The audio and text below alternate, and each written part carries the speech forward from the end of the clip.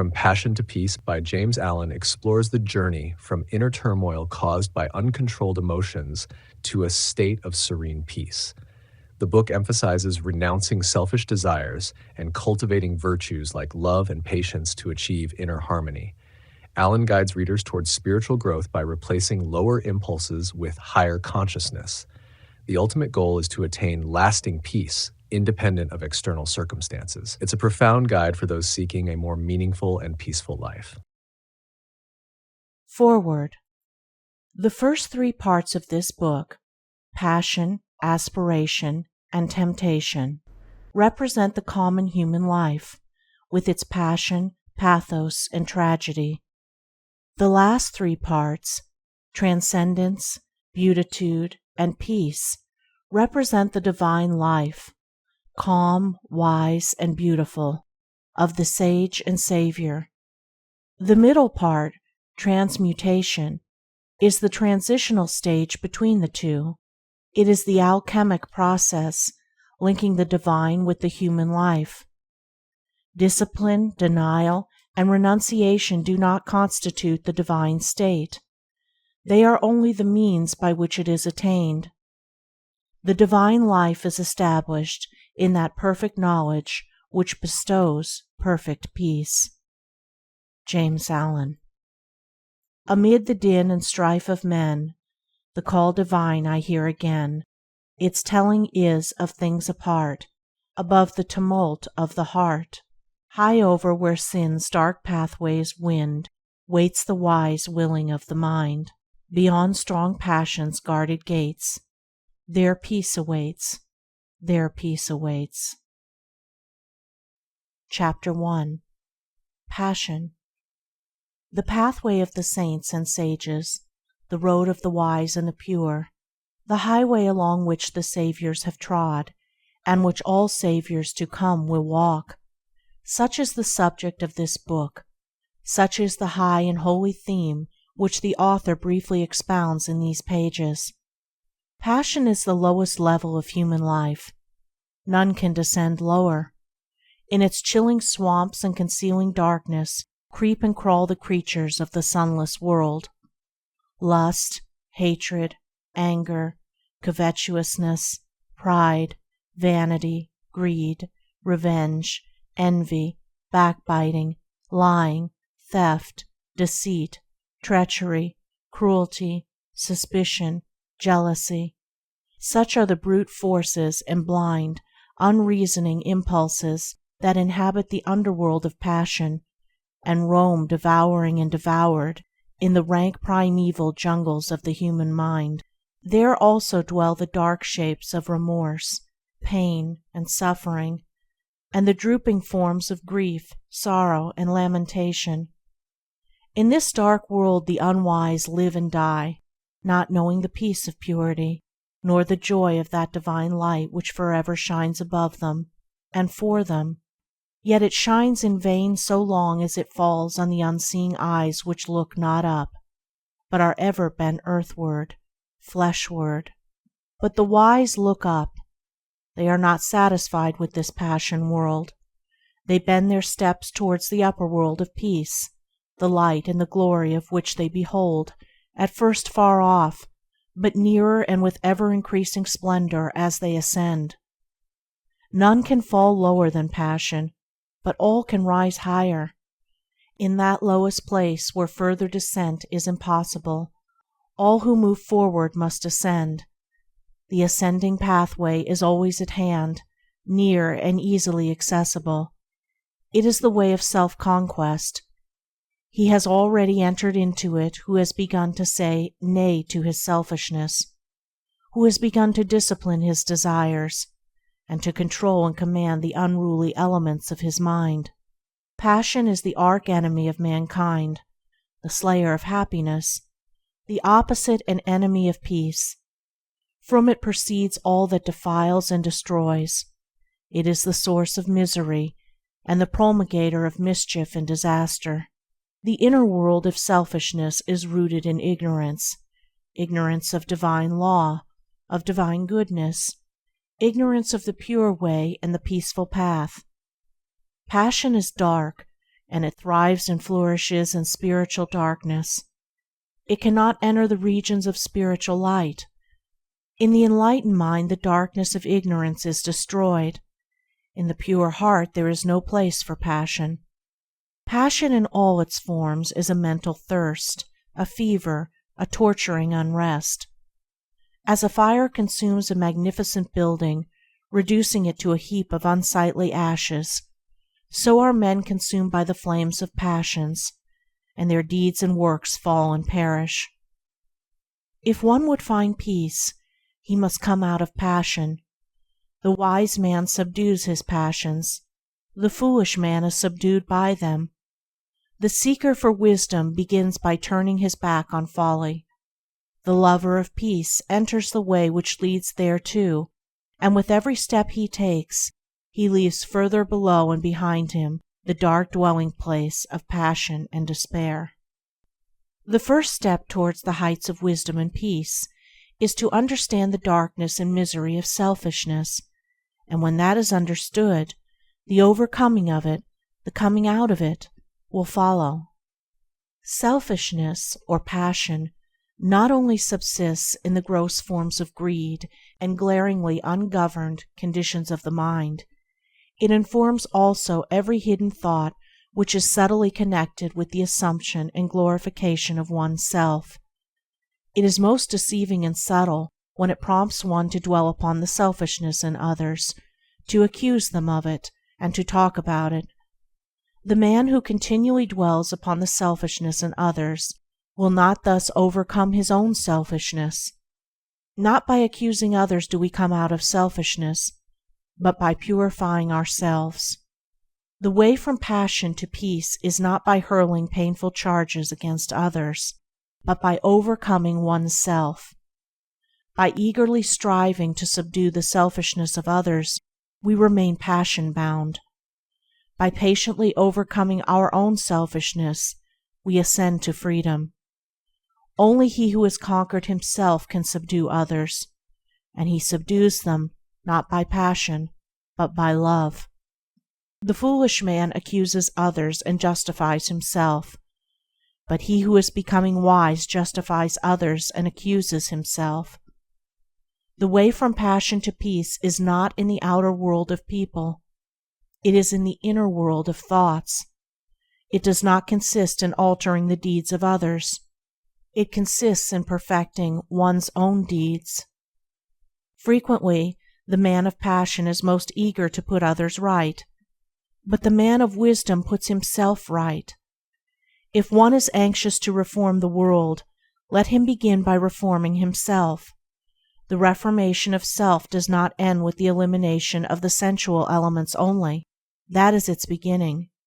It ends only when every vain thought and selfish aim is overcome. Short of perfect purity and wisdom, there is still some form of self-slavery or folly which needs to be conquered.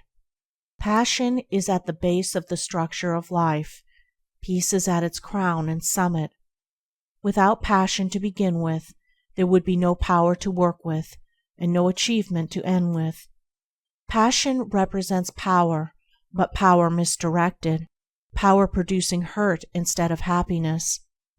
Its forces, while instruments of destruction in the hands of the foolish, are instruments of preservation in the hands of the wise. When curbed and concentrated and beneficially directed, they represent working energy. Passion is the flaming sword which guards the gates of paradise. It shuts out and destroys the foolish. It admits and preserves the wise. He is the foolish man who does not know the extent of his own ignorance, who is the slave of thoughts of self, who obeys the impulses of passion. He is the wise man who knows his own ignorance, who understands the emptiness of selfish thoughts, who masters the impulses of passion. The fool descends into deeper and deeper ignorance. The wise man ascends into higher and higher knowledge. The fool desires, suffers, and dies. The wise man aspires, rejoices, and lives. With mind intent on wisdom and mental gaze raised upward, The spiritual warrior perceives the upward way and fixes his attention upon the heights of peace. Chapter 2. Aspiration. With the clear perception of one's own ignorance comes the desire for enlightenment, and thus in the heart is born aspiration, the rapture of the saints. On the wings of aspiration man rises from earth to heaven, from ignorance to knowledge, from the under darkness to the upper light. Without it he remains a groveling animal, earthly, sensual, unenlightened and uninspired. Aspiration is the longing for heavenly things, for righteousness, compassion, purity, love, as distinguished from desire, which is the longing for earthly things, for selfish possessions, personal dominance, low pleasures, and sensual gratifications. As a bird deprived of its wings cannot soar, so a man without aspiration cannot rise above his surroundings and become a master of his animal inclinations. He is the slave of passions, is subject to others, and is carried hither and thither by the changing current of events. For one to begin to aspire means that he is dissatisfied with his low status and is aiming at a higher condition. It is a sure sign that he is aroused out of his lethargic sleep of animality and has become conscious of nobler attainments and a fuller life. Aspiration makes all things possible. It opens the way to advancement. Even the highest state of perfection conceivable it brings near and makes real and possible, for that which can be conceived can be achieved. Aspiration is the twin angel to inspiration. It unlocks the gates of joy. Singing accompanies soaring. Music, poetry, prophecy, and all high and holy instruments are at last placed in the hands of those whose aspirations flag not, whose spirit does not fail. So long as animal conditions taste sweet to a man, he cannot aspire, he is already satisfied. But when their sweetness turns to bitterness, then in his sorrow he thinks of nobler things. When he is deprived of earthly joy, he aspires to the joy which is heavenly. It is when impurity turns to suffering that purity is sought. Truly, aspiration rises, phoenix-like, from the dead ashes of repentance, but on its powerful pinions man can reach the heaven of heavens. The man of aspiration has entered the way which ends in peace, and surely he will reach that end if he neither stays nor turns back. If he constantly renews his mind with glimpses of the heavenly vision, he will reach the heavenly state. Man attains to the measure that he aspires. His longing is to be the gauge of what he can be. To fix the mind is to foreordain the achievement. As a man can experience and know all low things, so he can experience and know all high things. As he has become human, so he can become divine. The turning of the mind in high and divine directions is the sole and needful task. What is impurity but the impure thoughts of the thinker? What is purity but the pure thoughts of the thinker? One man does not do the thinking of another. Each man is pure or impure of himself alone. If a man thinks, "It is through others or circumstances or heredity that I am impure," how can he hope to overcome his errors? Such a thought will check all holy aspirations and will bind him to the slavery of passion. When a man fully perceives that his errors and impurities are his own, that they are generated and fostered by himself, that he alone is responsible for them, then he will aspire to overcome them. The way of attainment will be opened up to him, and he will see from where and to what destination he is traveling. The man of passion sees no straight path before him, and behind him all is fog and gloom. He seizes the pleasure of the moment, and does not strive for understanding or think of wisdom. His way is confused, turbulent, and troubled, and his heart is far from peace. The man of aspiration sees before him the pathway up the heavenly heights, and behind him are the circuitous routes of passion up which he has hitherto blindly groped. Striving for understanding, and his mind set on wisdom, his way is clear, and his heart already experiences a foretaste of the final peace. Men of passion strive mightily to achieve little things, things which speedily perish, and in the place where they were leave nothing to be remembered.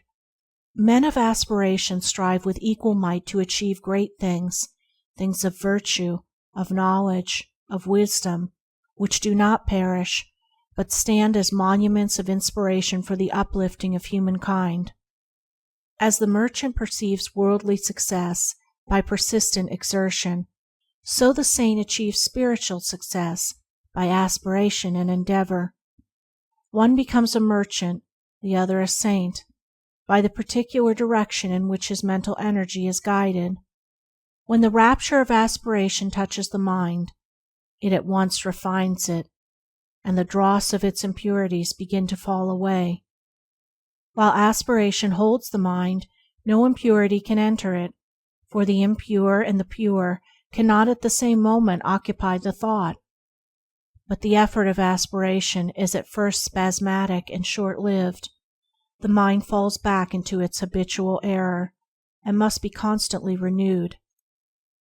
The lover of the pure life renews his mind daily with the invigorating glow of aspiration. He rises early, and fortifies his mind with strong thoughts and strenuous endeavor. He knows that the mind is of such a nature that it cannot remain for a moment unoccupied, and that, if it is not held and guided by high thoughts and pure aspirations, it will assuredly be enslaved and misguided by low thoughts and base desires. Aspiration can be fed, fostered, and strengthened by daily habit, just as desire. It can be sought and admitted into the mind as a divine guide, or it can be neglected and shut out. To retire for a short time each day to some quiet spot, preferably in the open air, and there call up the energies of the mind in surging waves of holy rapture, is to prepare the mind for great spiritual victories and destinies of divine import. For such a rapture is the preparation for wisdom and the prelude to peace. Before the mind can contemplate pure things, it must be lifted up to them. It must rise above impure things, and aspiration is the instrument by which this is accomplished. By its aid the mind soars swiftly and surely into heavenly places, and begins to experience divine things.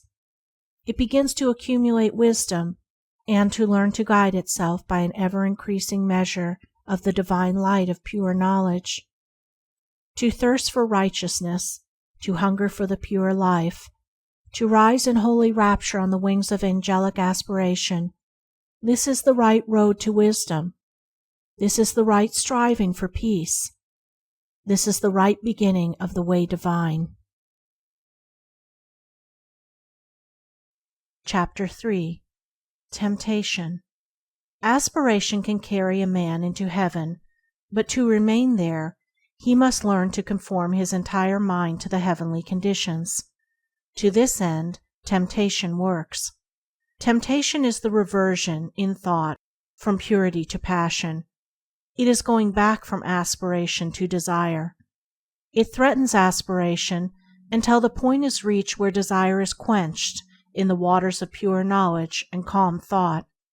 In the early stages of aspiration, temptation is subtle and powerful, and is regarded as an enemy. But it is only an enemy in the sense that the one tempted is his own enemy. In the sense that it is the revealer of weakness and impurity, it is a friend, a necessary factor in spiritual training. It is, indeed, an accompaniment of the effort to overcome evil and apprehend good. To be successfully conquered, the evil in a man must come to the surface and present itself, and it is in temptation that the evil hidden in the heart stands revealed and exposed. That which temptation appeals to and arouses is unconquered desire, and temptation will again and again assail a man until he has lifted himself above the lusting impulses. Temptation is an appeal to the impure. That which is pure cannot be subject to temptation. Temptation waylays the man of aspiration until he touches the reign of the divine consciousness, and beyond that border temptation cannot follow him. It is when a man begins to aspire that he begins to be tempted. Aspiration rouses up all the latent good and evil, in order that the man may be fully revealed to himself, for a man cannot overcome himself unless he fully knows himself. It can scarcely be said of the merely animal man that he is tempted, for the very presence of temptation means that there is a striving for a purer state. Animal desire and gratification is the normal condition of the man who has not yet risen into aspiration. He wishes for nothing more, nothing better, than his sensual enjoyments, and this, for the present, satisfied. Such a man cannot be tempted to fall, for he has not yet risen. The presence of aspiration signifies that a man has taken one step, at least, upward, and is therefore capable of being drawn back. This backward attraction is called temptation. The allurements of temptation subsist in the impure thoughts and downward desires of the heart. The object of temptation is powerless to attract when the heart no longer lusts for it. The stronghold of temptation is within a man, not without, and until a man realizes this, the period of temptation will be prolonged. While a man continues to run away from outward objects until the delusion that temptation subsists entirely in them, and does not attack and purge away his impure imaginings, his temptations will increase, and his falls will be many and grievous. When a man clearly perceives that the evil is within and not without, then his progress will be rapid, his temptations will decrease, and the final overcoming of all temptation will be well within the range of his spiritual vision. Temptation is torment. It is not an abiding condition, but is a passage from the lower condition to the higher. The fullness and perfection of life is bliss, not torment. Temptation accompanies weakness and defeat, but a man is destined for strength and victory. The presence of torment is the signal to rise and conquer. The man of persistence and ever-renewed aspiration does not allow himself to think that temptation cannot be overcome. He is determined to be the master of himself. Resignation to evil is an acknowledgment of defeat. It signifies that the battle against self is abandoned, that good is denied, that evil is made supreme. As the energetic man of business is not daunted by difficulties but studies how to overcome them, so the man of ceaseless aspiration is not crushed into submission by temptations, but meditates how he may fortify his mind. For the tempter is like a coward. He only creeps in at weak and unguarded points. The tempted one should study thoughtfully the nature and meaning of temptation, for until it is known it cannot be overcome. A wise general, before attacking the opposing force, studies the tactics of his enemy. Likewise, he who is to overcome temptation must understand how it arises in his own darkness and error, and must study, by introspection and meditation, how to disperse the darkness and supplant the error by truth. The stronger a man's passions, the fiercer will be his temptations, the deeper his selfishness, the more subtle his temptations, the more pronounced his vanity, the more flattering and deceptive his temptations. A man must know himself if he is to know the truth. He must not shrink away from any revelation which will expose his error. On the contrary, he must welcome such revelations, as it aids to that self-knowledge which is the handmaid of self-conquest. The man who cannot endure to have his errors and shortcomings brought to the surface and made known, but tries to hide them, is unfit to walk the highway of truth. He is not properly equipped to battle with and overcome temptation. He who cannot fearlessly face his lower nature cannot climb the rugged heights of renunciation. Let the tempted one know this, that he himself is both tempter and tempted, that all his enemies are within, that the flatterers which seduce, the taunts which stab, and the flames which burn all spring from that inner region of ignorance and error in which he has hitherto lived. Knowing this, let him be assured of complete victory over evil. When he is sorely tempted, let him not mourn therefore, but let him rejoice in that his strength is tried and his weaknesses exposed. For he who truly knows and humbly acknowledges his weaknesses will not be slow in setting about the acquisition of strength. Foolish men blame others for their lapses and sins, but let the truth lover blame only himself. Let him acknowledge his complete responsibility for his own conduct, and not say when he falls, "This thing, or such and such a circumstance, or that man was to blame." For the most which others can do is to afford an opportunity for our own good or evil to manifest itself. They cannot make us good or evil. Temptation is at first sore, grievous, and hard to be borne, and subtle and persistent is the assailant. But if the tempted one is firm and courageous, and does not give way, he will gradually subdue his spiritual enemy, and will finally triumph in the knowledge of good. The adverse one is compounded of a man's own lust, selfishness, and pride. When these are put away, evil is seen to be naught, and good is revealed in all victorious splendor. Chapter 4. Transmutation. Midway between the hell of passion and the heaven of peace is the purgatory of transmutation. Not a speculative purgatory beyond the grave, but a real purgatory in the human heart. In its separating and purifying fire, the base metal of error is sifted away, and only the clarified gold of truth remains. When temptation has culminated in sorrow and deep perplexity, then the tempted one, strenuously striving for deliverance, finds that his moral servitude is entirely from himself. Instead of fighting against outer circumstances, he must alter inner conditions. The fight against outer things is necessary at the start. It is the only course which can be adopted at first, because of the prevailing ignorance of mental causation, but it never, of itself, brings about emancipation. What it does bring about is the knowledge of the mental cause of temptation. This knowledge of the mental cause of temptation leads to the transmutation of thought, and the transmutation of thought leads to the deliverance from the bondage of error. The preliminary fighting is a necessary stage in spiritual development, just as the crying and kicking of a helpless babe is necessary to its growth. But as the crying and kicking is not needed beyond the infant stage, so the fierce struggling with and falling under temptation ends when the knowledge of mental transmutation is acquired. The truly wise man, he who is enlightened in concerning the source and cause of temptation, does not fight against outward allurements. He abandons all desire for them. Thus they cease to be allurements, and the power of temptation is destroyed at its source.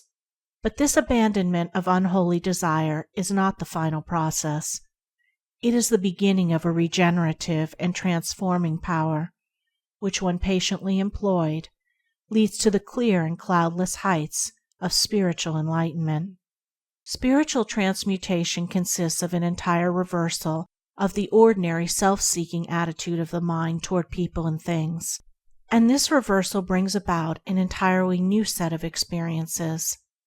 Thus the desire for a certain pleasure is abandoned, cut off at its source, and not allowed to have any place in the consciousness. But the mental force which that desire represented is not annihilated. It is transferred to a higher region of thought, transmuted into a purer form of energy. The law of conservation of energy prevails universally in the mind as it does in matter, and the force shut off in lower directions is liberated in higher realms of spiritual activity. Along the saintly way toward the divine life, the midway region of transmutation is the country of sacrifice, the plain of renunciation. Old passions, old ambitions and thoughts are cast away and abandoned. but only to reappear in some more beautiful, more permanent, more eternally satisfying form. Valuable jewels, long guarded and cherished, when thrown tearfully in the melting pot, are remolded into new and more perfect adornments. Likewise, the spiritual alchemist, at first reluctant to part company with long cherished thoughts and habits, at last gives them up to discover, a little later, to his joy, that they come back to him in the form of new faculties, rarer powers, and purer joys, spiritual jewels newly polished, beautiful, and resplendent. In transmuting his mind from evil to good, a man comes to distinguish more and more clearly between error and truth, and so distinguishing, he ceases to be swayed and prompted by outward things and by the actions and attitudes of others. Instead, he acts from his knowledge of truth. First acknowledging his errors and then confronting them with a searching mind and a humble heart, he subdues, conquers, and transmutes them. The early stage of transmutation is painful but brief, for the pain is soon transformed into pure spiritual joy, the brevity of the pain being measured by the intelligence and energy with which the process is pursued. While a man thinks that the cause of his pain is the attitude of others, he will not pass through it. But when he perceives that its cause is in himself, then he will soon pass beyond it into joy. The unenlightened man allows himself to be disturbed, wounded, and overthrown by what he regards as the wrong attitude of others towards him. This is because the same wrong attitude is in himself. He indeed doles out to them, in return, the same actions, regarding as right in himself that which is wrong in others. Slander is given for slander, hatred for hatred, anger for anger. This is the action and reaction of evil. It is the clash of selfishness with selfishness. It is only the self, or selfish elements, within a man that can be aroused by the evil in another. The truth, or divine characteristics in a man, cannot be approached by that evil, much less can be disturbed and overthrown by it. It is the conversion or complete reversal of this self or selfishness into truth that constitutes transmutation. The enlightened man has abandoned the delusion that evil in others has the power to hurt and subdue him, and he has grasped the profound truth that he is only overthrown by the evil in himself. He therefore ceases to blame others for his sins and sufferings, and applies to himself to purifying his own heart. In this reversal of his mental attitude, he transmutes the lower selfish forces into the higher moral attributes. The base ore of error is cast into the fire of sacrifice, and there comes forth the pure gold of truth. Such a man stands firm and unmoved when assailed by outward things. He is self's master, not its slave. He has ceased to identify himself with the impulses of passion, and has identified himself with truth. He has overcome evil, and has become merged with good. He knows both error and truth, and has abandoned error and brought himself into harmony with truth. He returns good for evil. The more he is assailed by evil from without, the greater is his opportunity of manifesting the good from within. That which supremely differentiates the fool from the wise man is this: the fool meets passion with passion, hatred with hatred, and returns evil for evil, whereas the wise man meets passion with peace, hatred with love, and returns good for evil. Men inflict suffering upon themselves through the active instrumentality of their own unpurified nature. They rise into perfect peace in the measure that they purify their hearts. The mental energy which men waste in pursuing dark passions is all sufficient to enable them to reach the highest wisdom when it is turned in the right direction.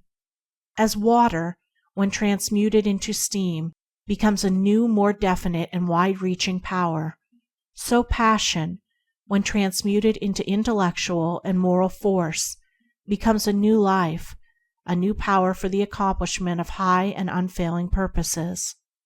Mental forces, like molecular, have their opposite poles or modes of action. Where the negative pole is, there is also the positive. Where ignorance is, wisdom is possible.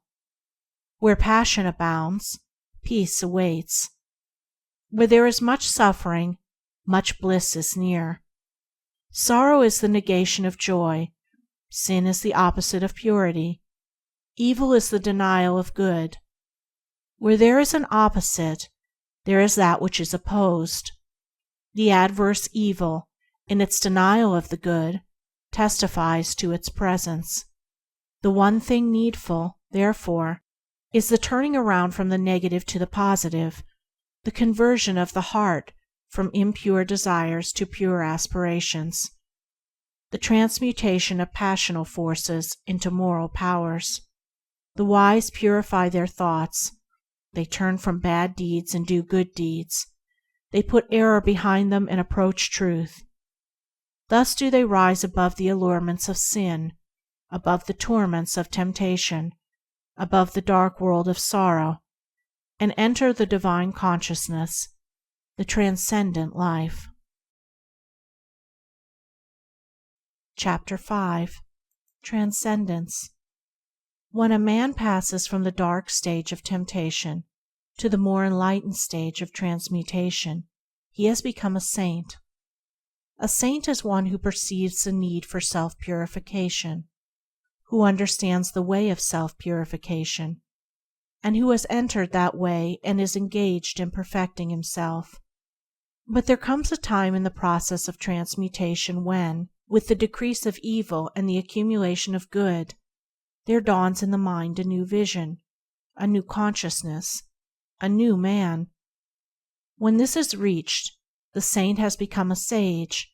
He has passed from the human life to the divine life. He is born again, and there begins for him a new round of experiences. He wields a new power. A new universe opens out before his spiritual gaze. This is the stage of transcendence. This I call the transcendent life. When there is no more consciousness of sin, when anxiety and doubt and grief and sorrow are ended, when lust and animosity and anger and envy no more possess the thoughts, when there remains in the mind no vestige of blame towards others for one's own condition, and when all conditions are seen to be good because they are the result of causes, so that no event can afflict the mind, then transcendence is attained. Then the limited personality is outgrown, and the divine life is known. Evil is transcended, and good is all in all. The divine consciousness is not the intensification of the human, it is a new form of consciousness. It springs from the old, but it is not the continuance of it. Born of the lower life of sin and sorrow, after a period of painful torment, it yet transcends that life and has no part in it, just as the perfect flower transcends the seed from which it sprang.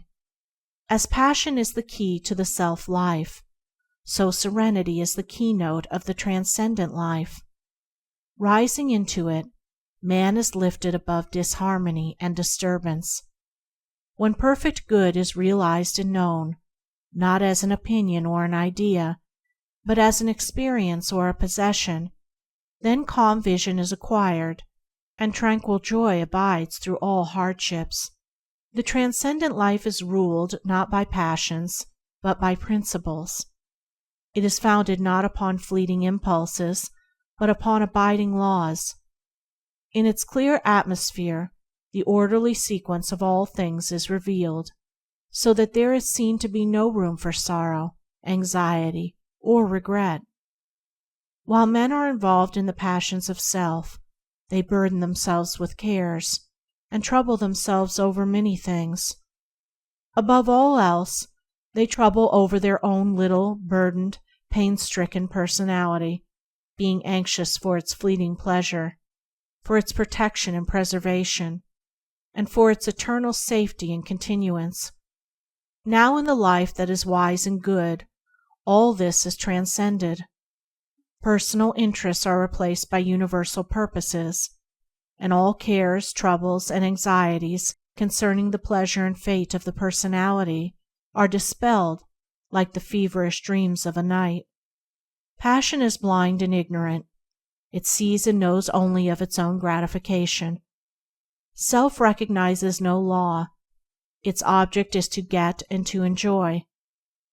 The getting is a graduated scale varying from sensual greed through many subtle vanities up to the desire for a personal heaven or personal immortality. But it is self still. It is the old sensual craving coming out in a more subtle and deceptive form. It is longing for some personal delight, along with its accompanying fear that delight should be lost forever. In the transcendent state, desire and dread are ended, and the thirst for gain and fear of loss are things that are no more. Where the universal order is seen, and where perennial joy in that good is a normal condition, what is there left to desire? What remains to be feared? He who has brought his entire nature into conformity and harmony with the law of righteousness, and who has made his thoughts pure and his deeds blameless, has entered liberty. He has transcended darkness and morality, and has passed into light and immortality. For the transcendent state is at first a higher order of morality, then a new form of perception, and at last a comprehensive understanding of the universal moral causation. And this morality, this vision, and this understanding constitute the new consciousness, the divine life. The transcendent man is he who is above and beyond the dominion of self. He has transcended evil and lives in the practice and knowledge of good. He is like a man who, having long looked upon the world with darkened eyes, is now restored to sight and sees things as they are. Evil is an experience and not a power. If it were an independent power in the universe, it could not be transcended by any being. But though not as real as a power, it is real as a condition and an experience, for all experience is of the nature of reality. It is a state of ignorance, of undevelopment, and as such it recedes and disappears before the light of knowledge, as the intellectual ignorance of a child vanishes before gradually accumulating learning, or as darkness dissolves before the rising light. The painful experience of evil passes away as the new experiences of good enter into and possess the field of consciousness. And what are the new experiences of good? They are many and beautiful, such as the joyful knowledge of the freedom from sin. They are the absence of remorse and deliverance from all torments of temptation. They are ineffable joy in conditions and circumstances which formerly caused deep affliction, and imperviousness to be hurt by the actions of others. They are great patience and sweetness of character, serenity of mind under all circumstances, and emancipation from doubt, fear, and anxiety. They are freedom from all dislike, envy, and animosity, with the power to feel and act kindly toward others, those who see fit to constitute themselves as one's enemies or opponents. They are the divine power to give blessings for curses, and to return good for evil, a deep knowledge of the human heart, with a perception of its fundamental goodness, an insight into the law of moral causation and the mental evolution of beings, with a prophetic foresight of the sublime good that awaits humanity. Above all, they are a glad rejoicing in the limitation and impotency of evil, and in the eternal supremacy and power of good. All these, and the calm, strong, far-reaching life that these imply and contain, are the rich experiences of the transcendent man, along with all the new and varied resources, the vast powers, the quickened abilities, and enlarged capacities that spring to life in the new consciousness. Transcendence is surpassing virtue. Evil and good cannot dwell together. Evil must be abandoned, left behind, and transcended before good is grasped and known. When good is practiced and fully comprehended, then all the afflictions of the mind are at an end. For that which is accompanied with pain and sorrow in the consciousness of evil is not so accompanied in the consciousness of good. Whatsoever happens to the good man cannot cause him perplexity or sorrow, for he knows its cause and issue, knows the good which is ordained to accomplish in himself, and so his mind remains happy and serene. Though the body of the good man may be bound, his mind is free. Though it may be wounded and in pain, joy and peace abide within his heart. A spiritual teacher had a pupil who was apt and earnest. After several years of learning and practice, the pupil one day offered a question for discussion which his master could not answer. After days of deep meditation, the master said to his pupil, "I cannot answer the question which you have asked. Have you any solution to offer?" Whereupon the pupil formulated a reply to the question which he had propounded. The master then said to him, "You have answered that which I could not, and henceforth neither I nor any man can instruct you, for now you are indeed instructed by truth. You have soared, like the kingly eagle, where no man can follow. Your work is now to instruct others. You are no longer the pupil. You have become the master." In looking back on the self-life which he had transcended, the divinely enlightened man sees all the afflictions of that life as though his schoolmasters were teaching and leading him upward. And in the measure that he penetrated their meaning and lifted himself above them, they departed from him. Their mission to teach him having ended, they left him the triumphant master of the field. For the lower cannot teach the higher, ignorance cannot instruct wisdom, evil cannot enlighten good, nor can the pupil set lessons for the master. That which is transcended cannot reach up to that which transcends. Evil can only teach in its own sphere, where it is regarded as master. In the sphere of good it has no place and no authority. The strong traveler on the highway of truth knows no such thing as resignation to evil. He only knows obedience to good. He who submits to evil, saying, "Sin cannot be overcome, and evil must be borne," thereby acknowledges that evil is his master. It is not his master to instruct him, but to bind and oppress him. The lover of good cannot be a lover of evil, nor can he, for one moment, admit its ascendancy. He elevates and glorifies good, not evil. He loves light, not darkness. When a man makes truth his master, he abandons error. As he transcends error, he becomes more like his master, until at last he becomes one with truth, teaching it, as a master, by his actions and reflecting it in his life. Transcendence is not an abnormal condition.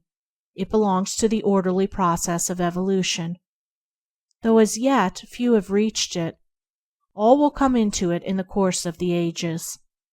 And he who ascends into it sins no more, sorrows no more, and is no more troubled.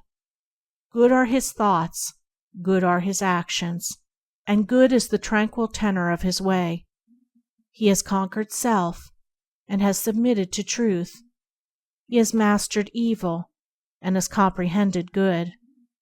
Henceforth, neither men nor books can instruct him, for he is instructed by the Supreme Good, the Spirit of Truth. Chapter 6. Beatitude. When divine good is practiced, life is bliss. Bliss is the normal condition of the good man.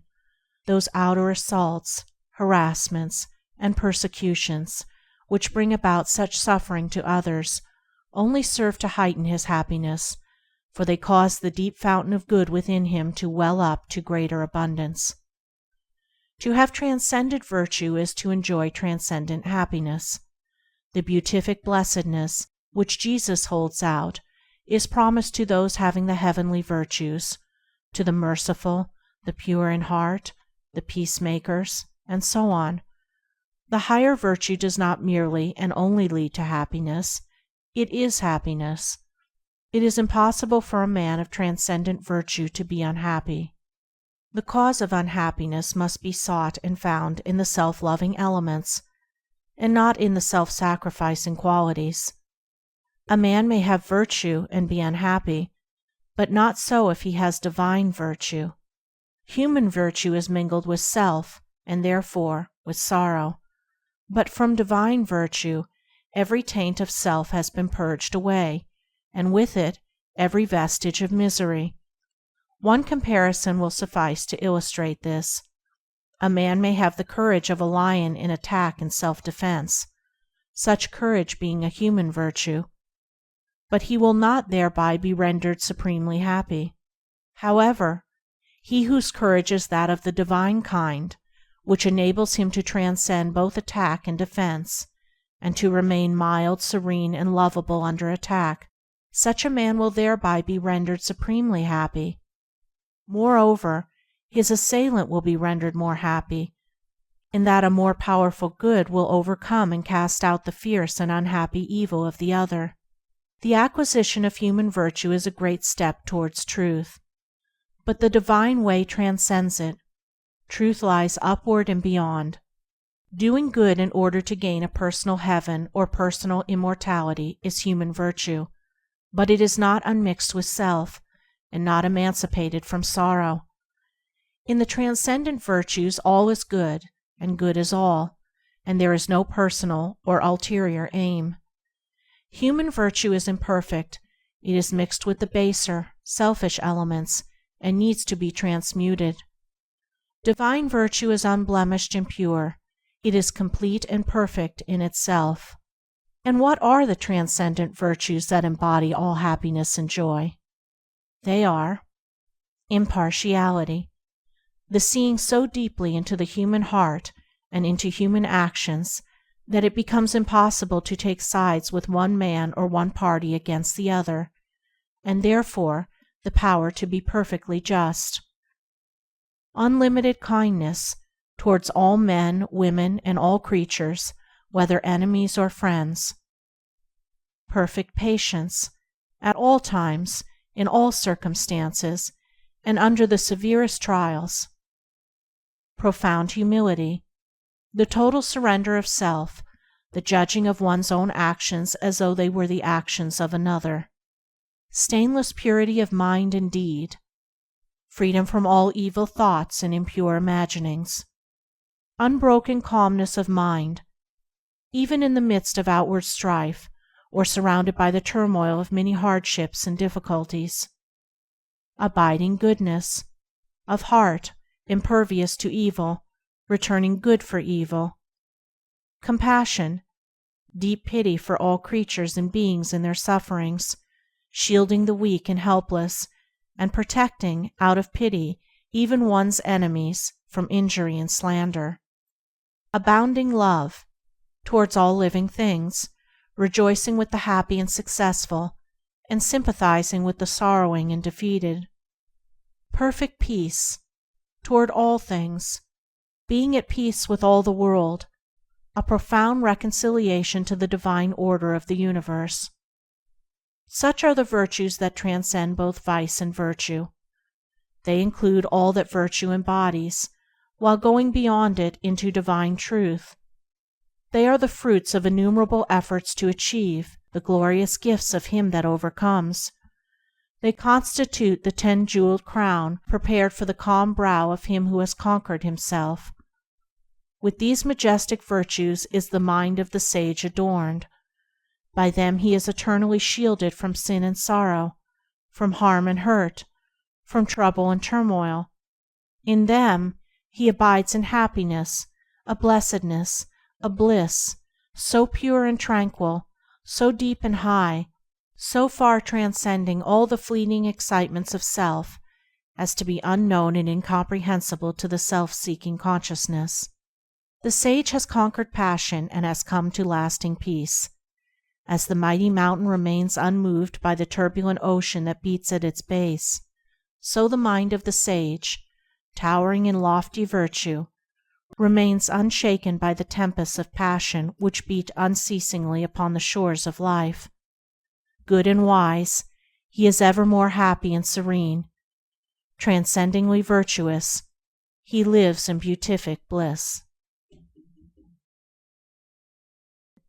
Chapter 7. Peace. Where passion is, peace is not. Where peace is, passion is not. To know this is to master the first letter in the divine language of perfect deeds. To know that passion and peace cannot dwell together is to be well prepared to renounce the lesser and embrace the greater. Men pray for peace, yet cling to passion. They foster strife, yet pray for heavenly rest. This is ignorance, profound spiritual ignorance. It is not to know the first letter in the alphabet of things divine. Hatred and love, strife and peace, cannot dwell together in the same heart. Where one is admitted as a welcome guest, the other will be turned away as an unwelcome stranger. He who despises another will be despised by others. He who opposes his fellow man will himself be resisted. He should not be surprised and mourn that men are divided. He should know that he is propagating strife. He should understand his lack of peace. He is brave who conquers another, but he who conquers himself is supremely noble. He who is victorious over another may, in turn, be defeated, but he who overcomes himself will never be subdued. By the way of self-conquest is perfect peace achieved. Man cannot understand it, cannot approach it, until he sees the supreme necessity of turning away from the fierce fighting of all things without, and entering the noble warfare against evils within. He who has realized that the enemy of the world is within and not without, that his ungoverned thoughts are the source of confusion and strife, that his own unchastened desires are the violators of his peace, and of the peace of the world, such a man is already on the saintly way. If a man has conquered lust and anger, hatred and pride, selfishness and greed, he has conquered the world. He has slain the enemies of peace, and peace remains with him. Peace does not fight, it is not partisan, it has no blatant voice. The triumph of peace is an unassailable silence. He who is overcome by force is not thereby overcome in his heart. He may be a greater enemy than before, but he who is overcome by the spirit of peace is thereby changed at heart. He that was an enemy has become a friend. Force and strife work upon the passions and fears, but love and peace reach and reform the heart. The pure-hearted and wise have peace in their hearts. It enters into their actions. They apply it in their lives. It is more powerful than strife. It conquers where force would fail. Its wings shield the righteous. Under its protection, the harmless are not harmed. It affords a secure shelter from the heat of selfish struggle. It is the refuge for the defeated, a tent for the lost, and a temple for the pure. Where peace is practiced and possessed and known, then sin and remorse, grasping and disappointment, craving and temptation, desiring and grieving, all the turbulence and torment of the mind, are left behind in the dark sphere of the self to which they belong, and beyond which they cannot go. Beyond where these dark shadows move, the radiant plains of divine beatitude bask in eternal light, and to these the traveler on the high and holy way comes in due time. From the blinding swamps of passion, through the thorny forests of many vanities, across the arid deserts of doubt and despair, he travels on, not turning back nor straying from his course. He ever moves toward his sublime destination, until at last he comes, a humble and lowly, yet strong and radiant conqueror, to the beautiful City of Peace. End of Chapter 7. Recording by Andrea Fiore. www.andreafiore.name. End of From Passion to Peace by James Allen.